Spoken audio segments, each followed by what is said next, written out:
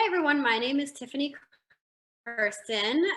Welcome to the Southwest Wings Birding Festival.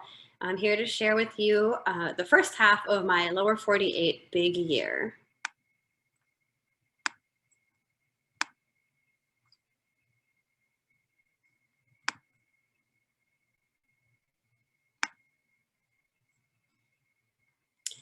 So I am doing a birdie big year, and you will learn a little bit about what that means throughout the course of my presentation today. My big mission is elevating women birders. So I am trying to see 700 species of birds in the lower 48 states while working to make birding a safer space for women. And a safer space because in order for women to be elevated and to make it into higher level or more competitive birding arenas or become bird watching guides, we really firstly need to feel safe within the space that we're in.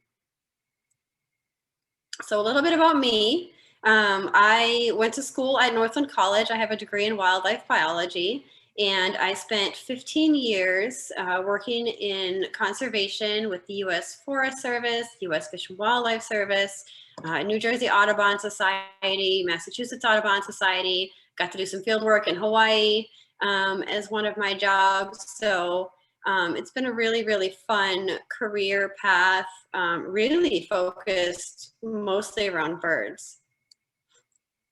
And I've been birding since I was 12. Sandhill cranes were my spark bird.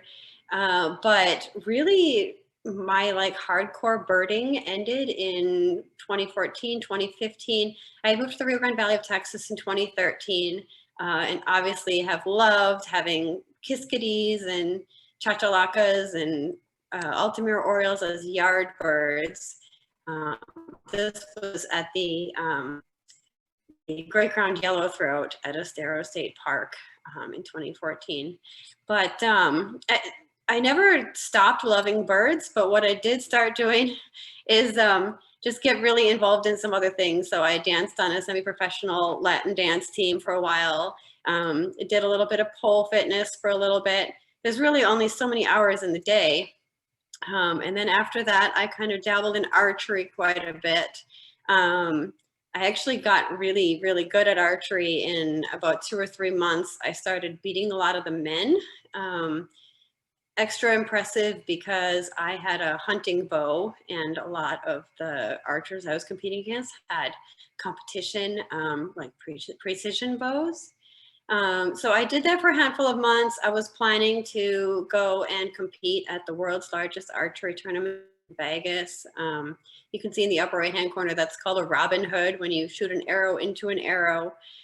And I had a very talented local coach. Unfortunately, I ended up sexually assaulted by him, which really just completely shook up my whole life, to say the least. And I left archery pretty much immediately after that. Went on to take up some more physical fitness things. I was training for American Ninja Warrior pre-COVID. And I also got really big into acro yoga. That's me on a giant grapevine in Central Texas on the left there. And then COVID hit. And that means a different thing to a lot of different people, I think. To me, it meant the shutdown of all of my social and physical hobbies. I had been attending 3 gyms at the time. I had applied actually to compete on the show American Ninja Warrior, and they ended up not selecting applications that year. But anyway, all of my other hobbies got shut down, which meant it was back to birding for me. So in January, I went to Florida with a friend who had never been birding in Florida before. And my first goal was I really wanted to see, I'm kind of bored and nothing to do. I lost my job in November.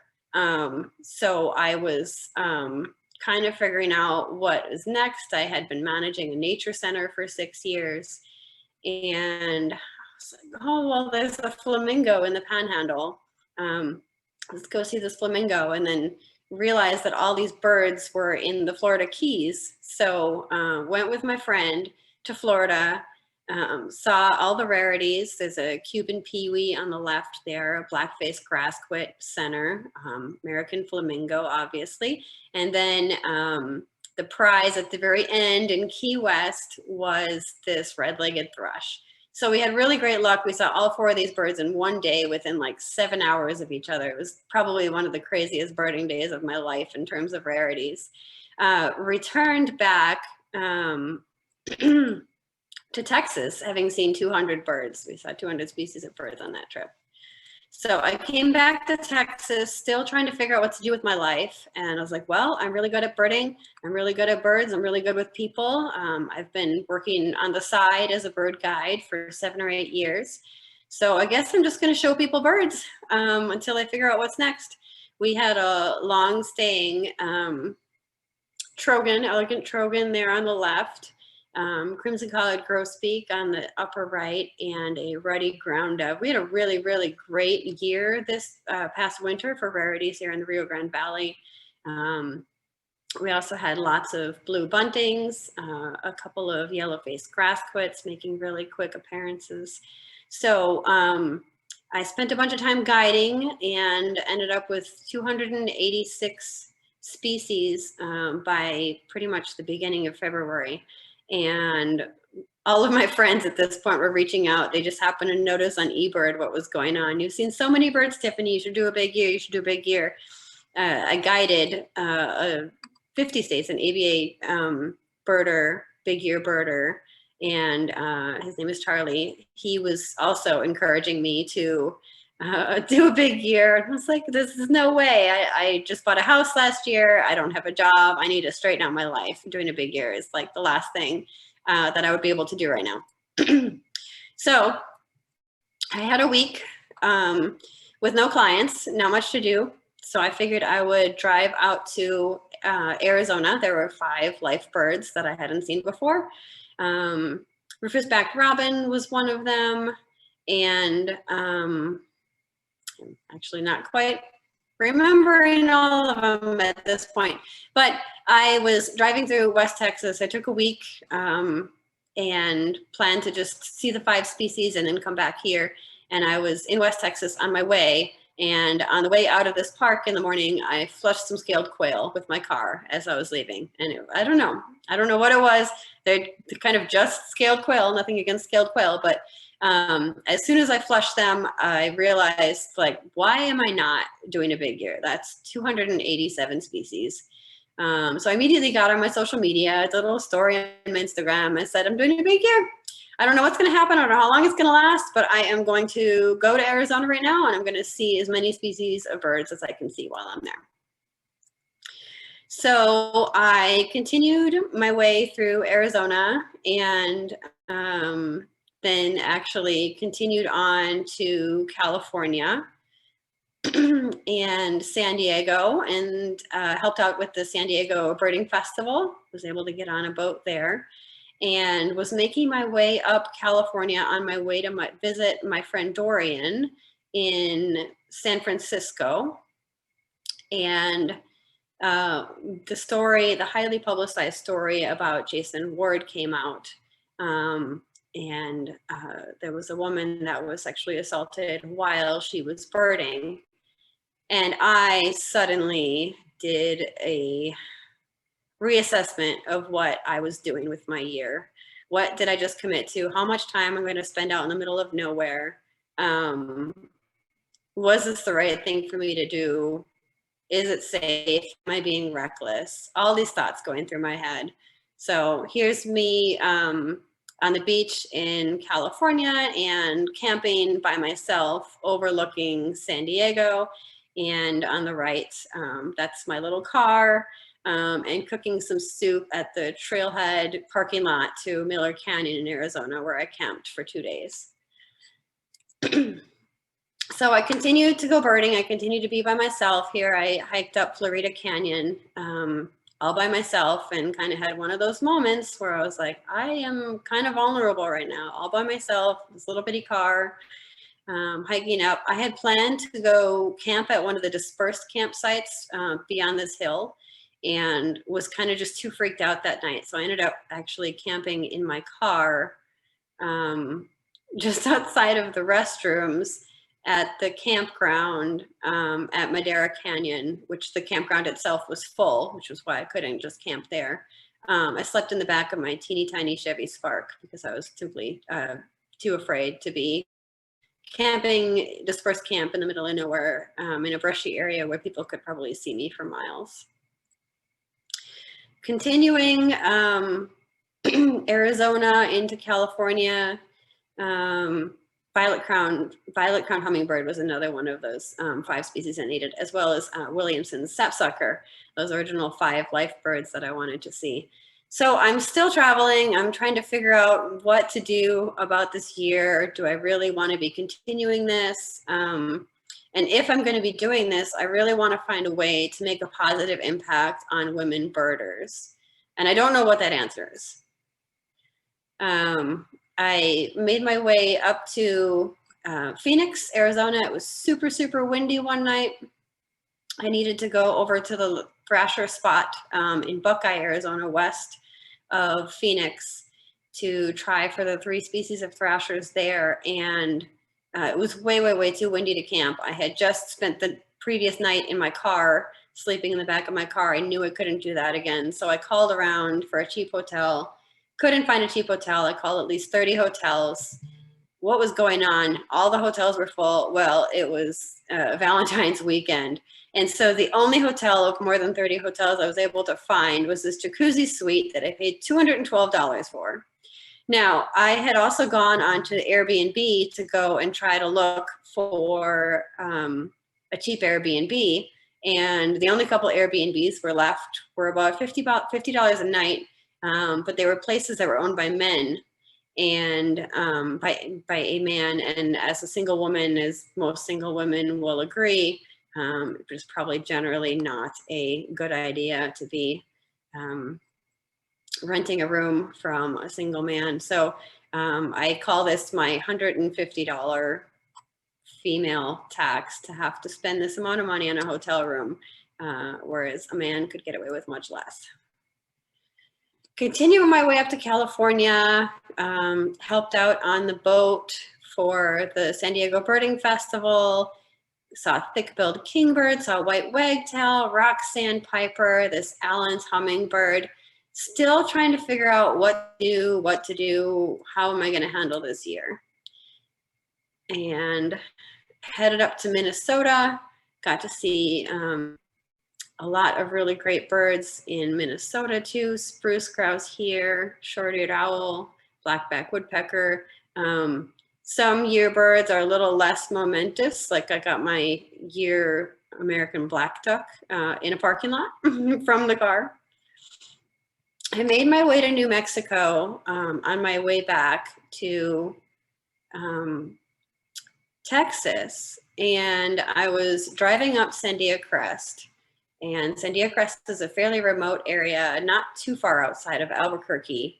It had dusted a tiny dusting of snow the night before, and you could see that there was one set of tracks that had gone up and one set of tracks that had gone down previous to my visit that morning. And I got to this area. There's bird feeders just outside of the main building where all 3 species of rosy finch come. And I got up there and it was freezing cold. So I set up my scope outside of my car, kind of huddled inside of my car. Scope was already trained on the feeders. I was ready for whenever the birds came in, because they come in hurriedly in this one big flock. And a giant white pickup truck with 2 men shows up. And there's no cell reception. We're at the very top of the mountain. And they got out and loitered around their car for maybe 10 minutes around the truck.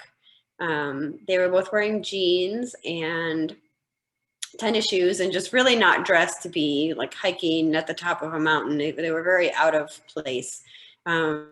Eventually they made their way along the photo here. They walked along the ridge, presumably to the overlook outside of view. Came back, one of them smoked a cigarette at the trailhead, and they loitered a bit longer. And I had a straight up panic attack as a sexual assault survivor, and just how vulnerable I was feeling. I literally almost passed out, standing there by my scope, looking at the birds, waiting to see if they were going to come over to me.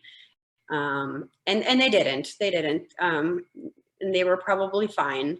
But there's risks that we have to think about traveling as women.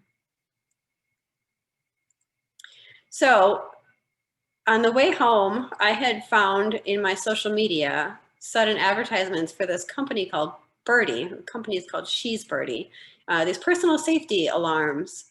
And I thought, well, I should message them, call them up, see if we can figure something out. I wonder if I can give these away to birders along the trails, women birders that I meet along the trails during my big year. And so they said, yes, we worked something out. We worked out a discount since I was gifting them.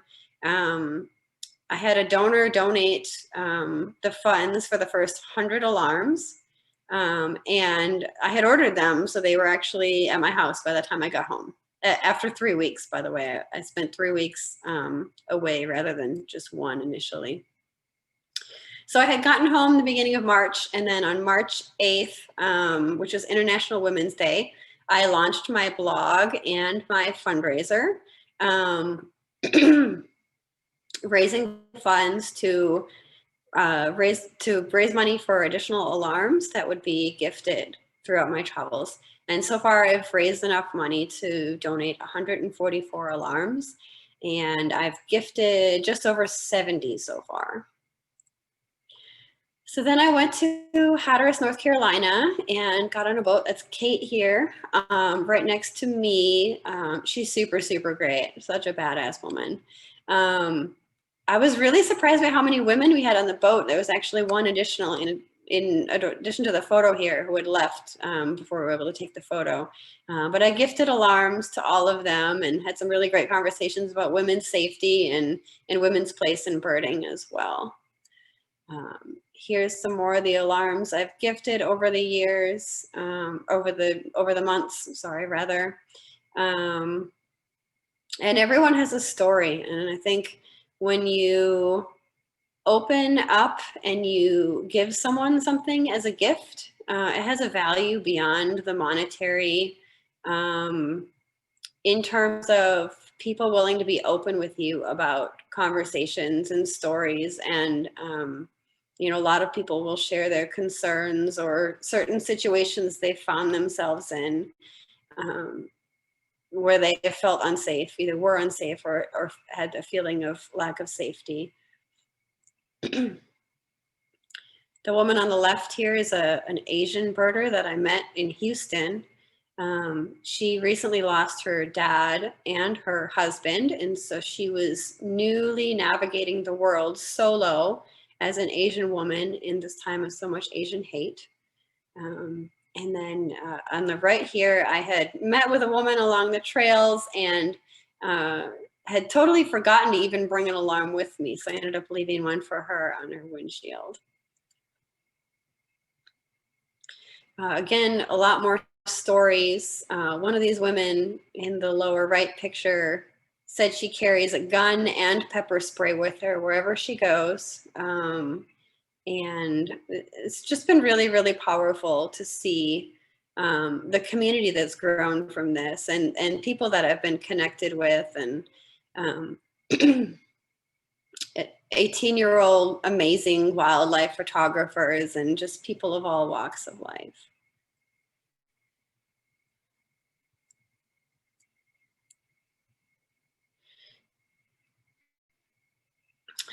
Spent some time in Colorado, actually a very whirlwind, 3.5 days, I believe it was, 1,600 miles to pick up 9 different species, including boreal owl and white-tailed ptarmigan and 3-toed woodpecker.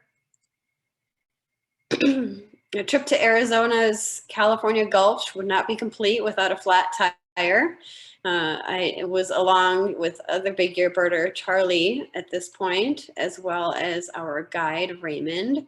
And we met up with the McQuaids and also my friend Alex. So we had a really great group to go see buff-colored nightjar. And I was very thankful that I wasn't by myself when we got this flat tire.